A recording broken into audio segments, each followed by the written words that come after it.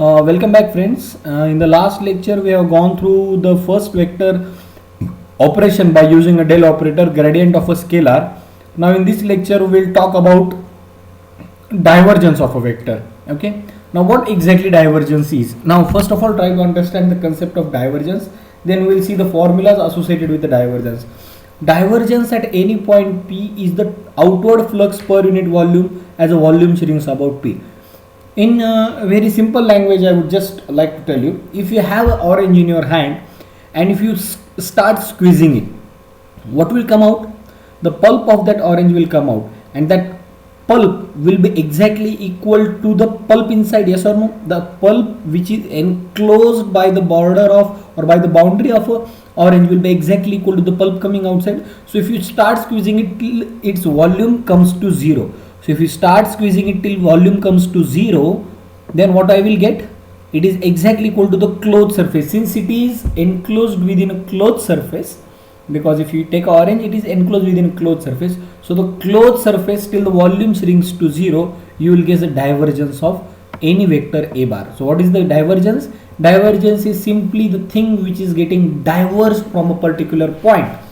The field may be electric field, it may be some other vector. So the vector diverging from a point is exactly equal to what? Closed surface. So take an example. You are sitting inside a closed room. So if someone asks you what is volume of a room, definitely volume of a room will be a closed surface. So whenever we are talking about a volume, we are talking about a closed structure. The closed structure may be room, may be sphere, may be cylinder, may be anything. So volume of a cylinder means if the cylinder is closed from all things, all sides, then we can calculate volume of a cylinder. Similar to that, whenever I am talking about divergence, divergence is nothing but the point coming, the field which is diverging from a particular point, which is exactly equal to the volume enclosed. So the closed surface, a closed room, closed cylinder or closed sphere, it forms a volume. So the closed surface of any vector A bar dot ds bar is equal to divergence. So simple words. So divergence we can calculate by using denoting it by del dot A bar of any vector field. So divergence we can calculate by three different formulas for three coordinate system. Del dot A bar, it's very easy to understand. See, the gradient gives us a vector output, but divergence gives us a scalar output. So del dot A bar simply for any vector A bar is dou by dou x of x, dou by dou y of ay, and dou by dou z of az. It's very simple to understand. Okay, so if any vector is given, let's say A bar is equal to I will write it as 2x ax bar. Okay, just assume that 2x ax bar and it is 2y ay bar and 2z az bar. What I am supposed to calculate? What is ax? Ax is nothing but the coefficient of ax bar. So this is ax bar. So coefficient of ax bar is 2x. So dou by dou x of 2x is 2. Let's say 2y ay bar. So dou by dou y of 2y is 2. 2 plus 2 4 and 2z az bar. So dou by dou z of 2z is 2. Once again 2 plus 2 plus 2, it is going to give the answer as 6. So whatever answer I am getting, it is not a vector, it is a scalar entity. So divergence always gives us a scalar entity. So del dot A bar for another Cartesian coordinate system, that is cylindrical coordinate system, if I calculate, it is 1 by rho dou by dou rho of rho a rho. Once again try to remember this thing. 1 over rho is outside this differentiation, and this rho is for where the differentiation is applicable. So a rho is coefficient of A bar, a rho bar, a phi bar, and az bar.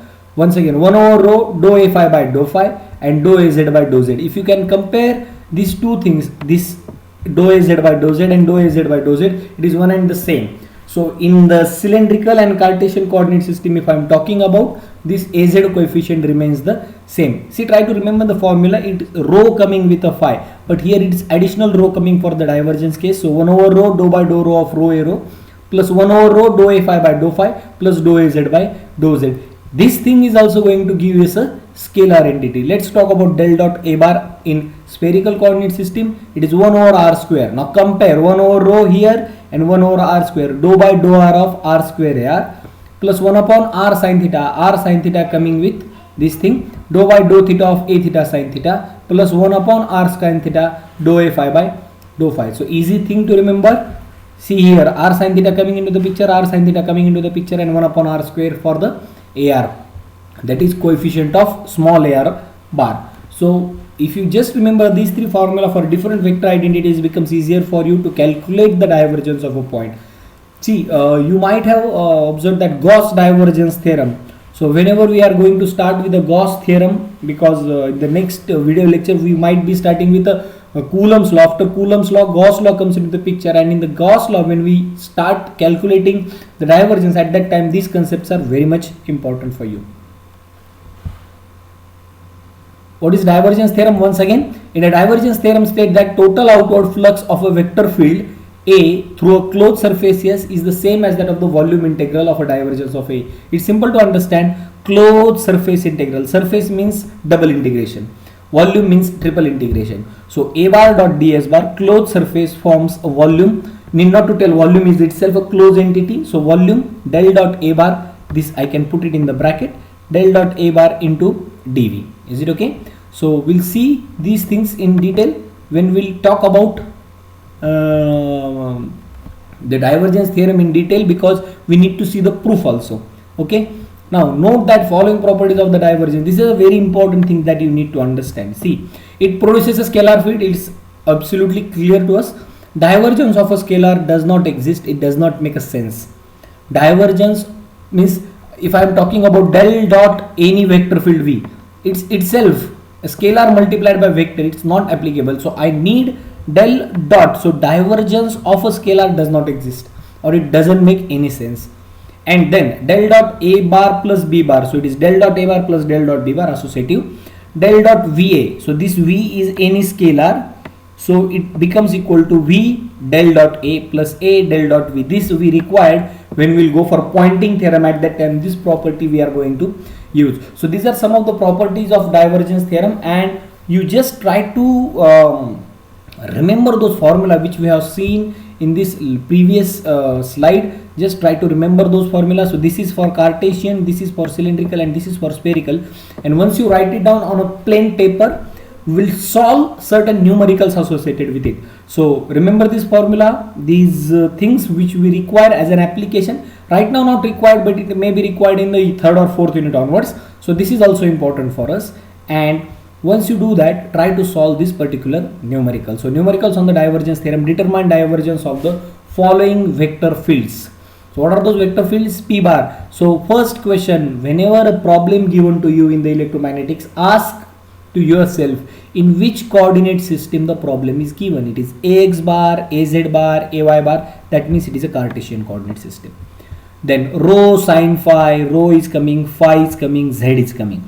Try to correlate all the things, because Z is common in Cartesian and cylindrical, and phi is common in cylindrical and spherical. So you should not apply wrong formulas anticipating the wrong coordinate system. So the first question when a numerical is asked to you, try to ask to yourself in which coordinate system problem is given. This problem is given in the Cartesian coordinate system. Second problem is given in the cylindrical coordinate system.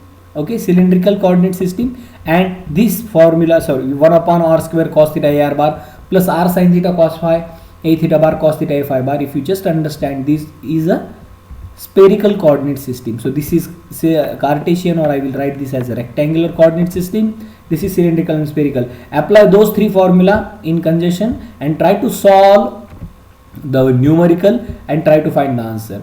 So whenever the answer is asked, so this will be your second assignment.